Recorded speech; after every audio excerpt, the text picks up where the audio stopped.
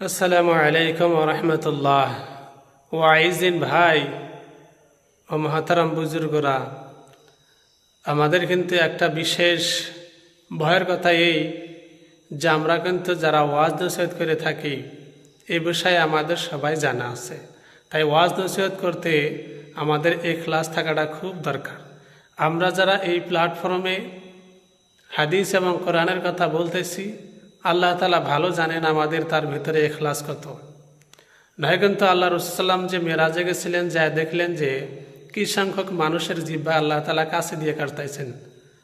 আল্লাহ রসুল জিব্রাইলকে জিজ্ঞাসা করলেন, জিব্রাইলে বললেন যারা হইলো আপনার উম্মতের ওই সমস্ত বক্তা যারা ওয়াজ নসিহত করত কিন্তু নিজেরা আমল করত না।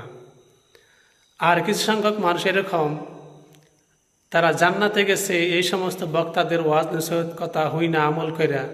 ওরা জান্নাতে গিয়ে এদেরকে দেখবে যে কিছু সংখ্যক মানুষ জাহান্নামে, এদেরকে চিনা যায়।